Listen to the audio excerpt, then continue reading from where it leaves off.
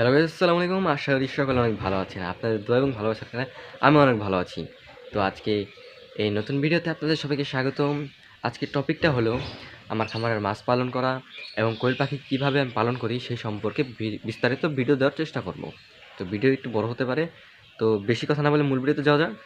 আমার সাইডে একটা ট্যাঙ্ক আছে আর একটা চারি আছে, এইসব একটা ছোটোখাটো একটা সেট আপ বানিয়েছি। তো আপনারা যারা মাছ পালন করতে চান তাদের বিস্তারিত একটা ভিডিও দেওয়ার চেষ্টা করবো ইনশাল্লাহ। তো ভিডিওটি না টেনে ফুল দেখবেন, অনুরোধ রইল। এই ট্যাঙ্কে যে সকল মাছ রয়েছে সব এখানে পোনা পোনা রাখার চেষ্টা করছি এই ট্যাঙ্কে। আর এখানে যেটা দেখতেছেন এখানে এখানে কিছু গাপ্পি মাছ আছে 24K, হোয়াইট মলেও আছে এখানে। এখানে যেটা দেখতেছেন একটা পলিথিন দিয়ে 4টা ভাঁজ দিছি, 4টা ভাঁজ আছে আর নিচে ক্যারেট, ভিতরে একটা সালা রয়েছে। এইভাবে আপনারা ছোটোখাটো একটা সেট আপ বানাইতে পারেন। আপনারা যারা চারিতে কিংবা ক্যারেটে পালন করতে চান বা চাচ্ছেন বা শুরু করেছেন তাদের জন্য এই ভিডিওটি। আমি গত 2 বছর ধরে মাছ পালন করি। আমি ওই বছর মাছ আনছিলাম 3 থেকে 400 টাকার মাছ কিনছিলাম, মানে ধাপে ধাপে কিনছিলাম, একবারে কিনি নাই। তো আপনারাও চেষ্টা করবেন ধাপে ধাপে কেনার জন্য।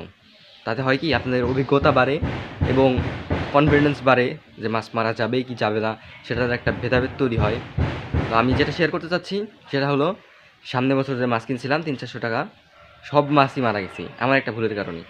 এখানে সাইডে একটা টিন ছিল, উপরে টিন দেওয়া ছিল, সেজন্য চারের উপরে আমি কোনো কিছুতে ঢাইকা দিই, সেজন্য মারা গেছে মাছগুলো, সব মারা গেছে। হয় কি আপনার যখন রাত মানে দিনে যখন সূর্যের আলোটা ওখানে পড়ে তখন হয় কি একটু তাপ হয়, সেই তাপটা রাত্রে ধরে রাখতে হয়।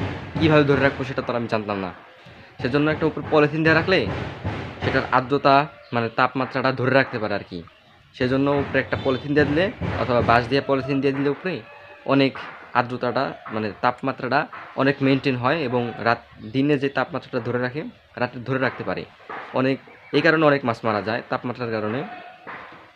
আর শীতের মধ্যে ঘন ঘন পানি বদলে দিতে হয়, একবারে পানি বদলে দিবেন না, ওই ভুল করতে যাবেন না মোটেও।